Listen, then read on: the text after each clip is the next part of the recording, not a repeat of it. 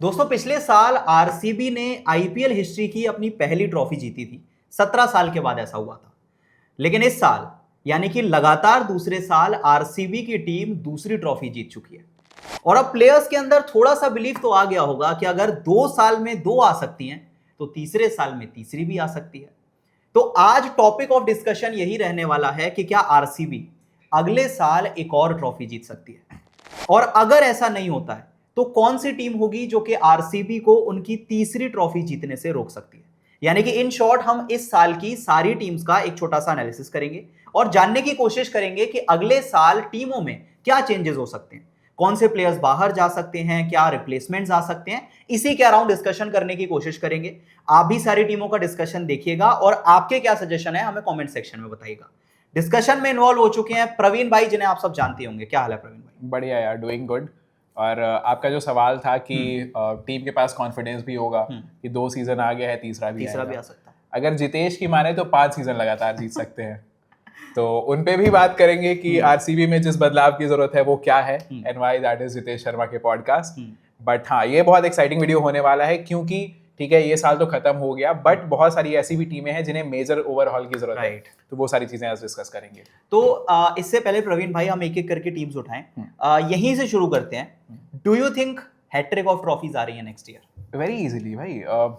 RCB top 4 की contender फिर से रहेगी। आर अश्विन का कहना था कि इस सीजन आरसीबी को 22 पॉइंट जीतने चाहिए थे, यानी कि 11 मैचेस कम से कम जीतने चाहिए थे। जस्ट बिकॉज रोमारियो, शेफर्ड और आपके जितेश शर्मा का फॉर्म नहीं था, आरसीबी थोड़ा स्ट्रगल की। अदरवाइज अगले सीजन भी टाइटल की कंटेंडर है। I will not be surprise अगर 3-3 हो जाए। सो आरसीबी का मेरे हिसाब से प्रॉब्लम जो दिखा है, अगर उस पर आगे बढ़ा जाए, मुझे ये लगा कि फिनिशिंग में उनके 2 फिनिशर्स एक साथ स्ट्रगल कर रहे थे। That was one of the problem areas उनके लिए। राइट। अभी भी मतलब सी आरसीबी ट्रॉफी जीत गई है, बहुत अच्छी बात है, बट अभी भी टीम को देखते हैं तो लगता है कि विराट कोहली पे ओवर डिपेंडेंस है। फाइनल में भी पूरे मैच में विराट का रहना क्रूशियल था। सबको पता था विराट आउट हो गए तो मैच फंस सकता है। एंड इनफैक्ट मैं इसी पॉइंट पे अगर ऐड करूं कि आरसीबी ने जो बीच में 2 मैचेस लगातार हारे थे, ये वो मैचेस थे जिसमें विराट नहीं चले थे। जब वो लगातार 2-3 मैच 0 पर आउट हुए थे, उस बीच ही ऐसा हुआ था कि आरसीबी 2 मैच हार गई थी। तो अभी भी मतलब कितनी भी बात कर लो कि सुपरस्टार से आगे बढ़ गई है, विराट अभी भी इस टीम के स्तंभ है। राइट। तो प्रवीण भाई, क्योंकि आरसीबी का ही हमने डिस्कशन स्टार्ट किया है, अगर हम प्लेइंग 11 को देखें, मुझे 2 मेन चेंजेस नजर आते हैं जो कि आरसीबी के हुए। फिल सॉल्ट ने स्टार्ट किया, बेथेल आए और वेंकटेश अय्यर ने एंड किया इवेंचुअली। अब ओवरसीज स्लॉट अगर ओपनिंग में फिल हो जाता है तो आप सॉल्ट के साथ फिर सुयश को खेलने में मजबूर हो जाते हैं, क्योंकि आप फिर डफी को नहीं खिला पाते। वेंकटेश खेलते हैं तो आप फिर डफी को खिला सकते हो। तो आई फील बाकी की टीम मेजरली सेम रहने वाली है। ओपनिंग स्लॉट और फास्ट बॉलिंग आप कैसे देख रहे हो? ये बहुत ईजी है यार। अब जो वेंकटेश अय्यर ने कर दिया है, मतलब अब फिल सॉल्ट को कुछ एक्सेप्शनल करना होगा अपनी जगह वापस बनाने के लिए। मल्टीपल चीजें। वेंकटेश अय्यर बैटिंग लेकर आते हैं, एक ऑलराउंडेडनेस लेकर आते हैं कि वर्स्ट केस सिनेरियो में भी अगर सब पिट गए तो वेंकटेश 2 ओवर दे सकते हैं आपको on the worst of days. और उनके आने से जेकब डफी खेल पाते हैं, तो बॉलिंग भी स्ट्रेंथन होती है। अब फिल सॉल्ट अगर ये गारंटी नहीं दे रहे हैं कि हर मैच में 25 रन एक्स्ट्रा देकर जाएंगे वेंकटेश अय्यर से, जब तक वो गारंटी नहीं है तब तक फिल सॉल्ट वापस नहीं आएंगे। तो आई थिंक इस सेम टीम के साथ आगे बढ़ने वाली है इस रिस्पेक्ट में। Maybe there might be a change की फिनिशर्स में हो सकता है रोमारियो से आगे बढ़ना चाहें, मे बी दोनों खेल जाएं। बट आपको क्या लगता है, रोमारियो को ड्रॉप करेंगे, रोमारियो के साथ कंटिन्यू करेंगे, कैसा रहेगा वो? यार पता है, मुझे ऐसा लगता है, इवन इसमें मैं ये भी ऐड करना चाहूंगा फिल सॉल्ट वाली चीज। वेंकटेश अय्यर को आरसीबी चाहती थी 2 साल से। 23 करोड़ तक लास्ट ईयर भी गए थे, इस साल भी लेकर आए, लेकिन उन्हें नहीं खिलाया था। क्योंकि आरसीबी जिस तरह से टीम चली है 2 साल से, दिनेश कार्तिक ने जिस तरह से एक फिलॉसफी दिखाई है कि वो टीम सेटल्ड ही खिलाने में बिलीव रखते हैं। फिल सॉल्ट जब तक थे खेल रहे थे। सेकंड मौका भी वेंकटेश को नहीं, बेथेल को मिला, क्योंकि वो टेक्निकली स्पेशलिस्ट ओपनर है। और पिछले साल अगर इसी पॉइंट पे ऐड किया जाए, पिछले साल खेले भी थे बेथेल, खेले थे हाँ कुछ मैचेस। एक अच्छी पारी भी आई थी उनकी तरफ से, 50 मारा था। तो इट्स लाइक कि मैंने वो चीज देखी है कि अब आरसीबी थोड़ा सा सेटल्ड होना चाहती है, एक ही टीम के साथ जाना चाहती है। इवन रोमारियो पूरे सीजन कंट्रीब्यूशन नहीं था, सब कहते थे कि रोमारियो को निकाल देना चाहिए। एक मैच में निकाला था, नेक्स्ट मैच में दोबारा खिलाया और फाइनल भी खिलाया। तो आई डोंट नो, मतलब मुझे लगता है कि अनलेस कोई इंजरी कंसर्न हो, अनलेस कोई बहुत ही बड़ा फॉर्म चला जाए किसी का, आई फील सॉल्ट स्टार्ट करेंगे, रोमारियो स्टार्ट करेंगे एंड सुयश भी खेलेंगे, जो कि आरसीबी पूरे सीजन खेली है। Okay, I feel so. मुझे ऐसा लगता है कि now that Venkatesh has performed, out performed and proven himself, क्योंकि सॉल्ट अवेलेबल हो गए थे टुवर्ड्स द एंड, इंजरी के बाद जरूर आ रहे थे लेकिन अवेलेबल थे। पिछले सीजन में हमने देखा था कि एक छोटा सा ले ऑफ रहा था सॉल्ट जब वापस आए थे प्लेऑफ्स में, उसके पहले घर वापस गए थे पिछले सीजन में, उन्हें तुरंत खिला दिया था। लेकिन इस season they continued with Venkatesh Iyer. मुझे ऐसा लगता है कि अब अय्यर ने अपनी जगह बना ली है और जो काम सॉल्ट करके देते हैं वो अय्यर भी करके दे रहे हैं। So and he is clutch as well, finals में परफॉर्म करते हैं। तो मुझे लगता है कि स्टार्ट अय्यर के साथ करेंगे एंड जेकब डफी के साथ, unless Duffy is found out और डफी ज्यादा रन्स देने लग जाए। मुझे लगता है जो फाइनल्स वाली टीम थी उसके साथ ही आगे बढ़ेंगे। ओके दोस्तों, एक एक करके डिस्कशन हम आगे बढ़ाएंगे, बट आप जरूर बता सकते हैं कि हर टीम का जो प्लेइंग 11 है नेक्स्ट ईयर क्या हो सकता है। आरसीबी का भी आप जरूर बताइएगा कमेंट सेक्शन में। प्रवीण भाई, आरसीबी से चलते हैं उनके साथी फाइनलिस्ट की तरफ, यस, जीटी की तरफ। देखते हैं, लगता है कि कंसिस्टेंट टीम है, अच्छा खेली, टॉप 2 में फिनिश किया, बट दिक्कतें बहुत लगती हैं यार, लगता है कि अभी भी बहुत कुछ चेंज हो सकता है। Yes, absolutely. इस season Shubman Gill as a leader multiple steps ऊपर गए हैं, जैसे वो लीडरशिप करते हैं। मतलब ये एक यूनानिमस सबका थॉट रहा है कि Shubman Gill one of the better leaders हैं इस साल। उनका स्टेटमेंट आया था फाइनल के पहले कि चाहे हम जीतें चाहे हम हारें, हमें पता है प्रॉब्लम्स हैं। राइट। सबसे बड़ी प्रॉब्लम उनका मिडिल ऑर्डर की। वॉशिंगटन सुंदर ने इस सीजन जो किया है, मतलब, और उनके साथ जेसन होल्डर को भी जोड़ लीजिए, इन दोनों ने साथ में आकर भाई जीटी का सीजन बचाया। वॉशिंगटन ने इसके पहले कभी भी पूरा सीजन नहीं खेला था। इस सीजन उन्हें जिम्मेदारी दी गई कि आप नंबर 4 संभालो, और बंदे ने बहुत अच्छा परफॉर्म किया है। ऑफ कोर्स उनके पास वो टिम डेविड वाली पावर नहीं है या हार्दिक पांड्या वाली रॉ पावर नहीं है, रिंकू नहीं है वो, बट क्योंकि टॉप 3 इतना करके जाते हैं, वॉशिंगटन को वही करना होता है कि आप 35 बॉल में 50 मार दो, जो उन्होंने आई थिंक 3 इंस्टेंसेस पर किया है।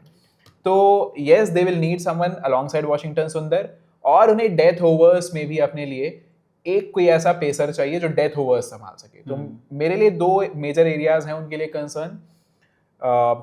फिनिशर, एक बैटर चाहिए, proper batter, and death overs में फिनिशर चाहिए उन्हें। नहीं, सही बात है भाई, वही 2 स्लॉट्स नजर आते हैं, जो ब्लैंक स्पेसेस नजर आते हैं कि 3 तो सॉर्टेड है, कोई प्रॉब्लम नहीं है। 4 पे आपने वॉशिंगटन सुंदर को खिलाया, उन्होंने प्रूव करके दे दिया। अब निशान सिंधु और राहुल तेवतिया, ये 2 जगह ऐसी हैं जहां पे कुछ तो करना पड़ेगा भाई। निशान सिंधु, क्या आप अगेन उस पर ट्रस्ट करने वाले हो? Will see. राहुल तेवतिया यार, मतलब आई डोंट नो कि क्या सोच है, क्यों बार बार खिलाए जा रहे हैं, बट इस साल भी एक आध मैच लास्ट के हटा दे तो राहुल तेवतिया ने कुछ भी नहीं किया यार। कुछ होल्डर के साथ एक तो चाहिए प्रॉपर फिनिशर, एक बंदा चाहिए। एंड अगेन मैं भी राहुल तेवतिया से इम्प्रेस्ड नहीं हूँ। जीटी भी एक ऐसी टीम है जो सेटल्ड यूनिट है, जो एक तरीके से ही चलती रहती है, उनका जीतने का एक फॉर्मेट है, तो वो उससे ही बने रहेंगे। लेकिन मुझे लगता है फाइनली गुजरात टाइटंस राहुल तेवतिया से आगे बढ़ेगी, जो कि उन्हें बढ़ना भी चाहिए। बहुत लंबे समय से परफॉर्मेंस नहीं आई है, एक प्लेयर उन्हें कोई चाहिए। अब ये देखना पड़ेगा ऑक्शन तक कौन रिलीज होता है, कौन आता है, बट उन्हें आइडियली एक वॉशिंगटन सुंदर is a good player, but उन्हें अटैकिंग प्लेयर चाहिए, अटैकिंग फिनिशर चाहिए, समवन लाइक फरेरा जो आके आपको 14 बॉल में 40 रन दे सके, या टिम डेविड। कौन ऐसा अवेलेबल होगा ये देखना होगा, but that is there slot जिसे उन्हें फिल करना है। क्योंकि जीटी ने इतना तो बता दिया है कि अगर वो 2 साल पिछले सक्सेसफुल हुए हैं तो बॉलिंग का बहुत बड़ा कंट्रीब्यूशन है। बॉलिंग नहीं भी चेंज होगी तो चल जाएगा, टॉप 3 उनका सेटल्ड है। 2 प्लेयर्स मिडिल ऑर्डर में कहीं से 2 प्लेयर्स चाहिए उन्हें। आरसीबी हो गई, जीटी हो गई, चलते हैं थर्ड टीम की तरफ जो कि एसआरएच होगी। बहुत क्लोज गए बट स्टिल काफी दूर रह गए इवेंचुअली, और ये हमने देखा बार बार कि एसआरएच जब अच्छी टीम्स के साथ खेली तो कहीं कहीं तो फंस रही थी। कैसे देखते हो भाई टीम को, क्या क्या चेंजेस की जरूरत पड़ सकती है? सनराइजर्स हैदराबाद के लिए हर साल जब आने वाले सालों में जब भी सनराइजर खेलने आएगी, एक सवाल जरूर रहेगा, क्लासन का ये सीजन कैसा जाएगा। क्योंकि अब क्लासन इंटरनेशनल क्रिकेट से रिटायर कर चुके हैं। आई एम वेरी सरप्राइज्ड, और क्लासन की ये महानता है, this is what sets him apart, कि इंटरनेशनल क्रिकेट से रिटायर होने के बाद इस तरह का सीजन दे पाए हैं। हमने देखा है क्विंटन डिकॉक के लेवल का खिलाड़ी रिटायर होके खराब परफॉर्मेंस आई, फिर से वापस साउथ अफ्रीका चले गए खेलने। आप ट्रेंट बोल्ट के लेवल का खिलाड़ी एकदम साधारण दिखा इस सीजन, लेकिन समहाउ क्लासन अभी भी परफॉर्म किए जा रहे हैं। तो अगले सीजन क्लासन के लिए एक उनके पास बैकअप जरूर होना चाहिए, जो कि है भी लियम लिविंगस्टन उनके टीम में अवेलेबल है, but Klaasen will be a huge question, क्योंकि अगर वो नहीं चलेंगे तो ये टीम बिखर जाएगी। वो इस टीम को बांध के रखते हैं, मिडिल ऑर्डर के ग्लू हैं। So that is one area of concern. दूसरी चीज बॉलिंग में मुझे अभी भी लगता है कि इस सीजन साकिब हुसैन अगेन वो परफॉर्म करेंगे, he is a good bowler, but अगले सीजन फिर से उनके लिए बॉलिंग प्रॉब्लम हो सकती है। बिल्कुल होगी। तो मुझे लगता है बॉलिंग भी एक एरिया ऑफ कंसर्न जरूर रहेगा। बिल्कुल रहेगी यार, क्योंकि सी यही तो शुरुआत से टॉपिक ऑफ डिस्कशन था कि अगर 200 बनाने वाली टीम है तो 250 खाने वाली भी टीम है। तो ठीक है, Pat Cummins is a decent bowler. Eventually last में जो मैच था उनको भी बहुत रन पड़ गए थे, 64 run I think last over में। साकिब हुसैन ने ठीक किया है, बट अगेन शिवांग कुमार, हर्षल और जो इनके मेन उनादकट, उनको तो अब आप नहीं खिलाओगे, वहां से तो आपने बहुत मुश्किल है। आई थिंक एक को रखेंगे, एक को ड्रॉप ही कर देंगे। हाँ, तो इट्स लाइक ईशान मलिंगा ठीक है, पैट कमिंस ठीक है, बट फिर भी अभी भी बॉलिंग तो बनानी पड़ेगी। एक पेडिग्री नहीं है यार। आप गुजरात से कंपेयर कर लो या फिर आप आरसीबी से कंपेयर कर लो, पेडिग्री जो है ना बॉलिंग की, इनके पास अगेन मुझे पैट कमिंस का एक स्टेटमेंट याद आता है कि उनसे पूछा गया आपकी टीम की फिलॉसफी क्या है, तो ही सेड कि 250 रन बनाओ, 248 रन खाओ, दैट इज आवर फिलॉसफी। तो उनका फोकस ही रहता है बल्लेबाजी करने पे। अगेन ये मुझे बड़ा इंटरेस्टिंग भी लगता है कि गुजरात और एसआरएच जो दोनों एकदम एक्सट्रीम फिलॉसफीज के साथ है, compete कर रहे थे, दोनों के 18 पॉइंट्स थे इस सीजन। तो यही एक्साइटिंग भी बनाता है इस खेल को। बट सनराइजर्स हैदराबाद बॉलिंग को और रीइंफोर्स करना पड़ेगा। यंग बॉलर्स बहुत सारे थे, साकिब हुसैन, प्रफुल्ल हिंगे, शिवांग वगैरह, इन लोगों ने अच्छा किया, लेकिन क्या सेकेंड सीजन भी उसको दोहरा पाएंगे परफॉर्मेंस, ये देखने वाली बात होगी। उनदकट और आपके हर्षल में से किसे ड्रॉप करेंगे, किसे रखेंगे, क्या दोनों को ड्रॉप कर देंगे, किसे लेकर आएंगे as backup proper good Indian bowler, ये सारे सवाल मेरे दिमाग में है। एंड ऑफ कोर्स क्लासन वाला सवाल तो हमेशा ही बना रहेगा हर सीजन। राइट, बॉलिंग थोड़ी सी प्रॉब्लम है। इवन प्रवीण भाई मुझे लगता है कि आप बैटिंग भी देखो एसआरएच की, 86 पे ऑल आउट हो गए थे, जब होना था तो हो गए थे उस मैच में। आप देखो टॉप 4 सॉर्टेड है जीटी की तरह, उनका 3 सॉर्टेड है, इनका 4 सॉर्टेड है, 5 पे रेड्डी तक ठीक है। रेड्डी, अब जब आप नीचे आते हो, सालेल अरोड़ा, स्मरण रविचंद्रन खेले, अनिकेत वर्मा जो कि नहीं खेले। आई थिंक एक और पोटेंशियल वीकनेस है कि एसआरएच जितनी ऊपर स्ट्रॉन्ग है उतनी ही नीचे वीक है। और लिविंगस्टन 14 करोड़ में सिर्फ बेंच पे ही बैठेंगे नेक्स्ट ईयर। भाई मतलब हमने एक वीडियो बनाई थी रैंकिंग रूम की कि इस साल के जो टॉप 20 एक्सपेंसिव प्लेयर्स हैं उनकी परफॉर्मेंस कैसी गई। I was very surprise. वो वीडियो बनाते बनाते टॉप 20 में से 8 या 9 खिलाड़ी ऐसे थे जिन्होंने बस 1-2 मैच खेला है। तो मतलब एक चीज ये भी समझ में आता है कि फ्रेंचाइजी अपने बैकअप्स पर इन्वेस्ट कर रही है। अब ये देखो 20 में से 8 खिलाड़ियों ने खेला ही नहीं मैच, तो वो रैंकिंग ऐसी हो गई थी कि बाकी लिस्ट में 2-3 खिलाड़ी हैं और डिड नॉट प्ले में 8 खिलाड़ी हैं। So that is very weird.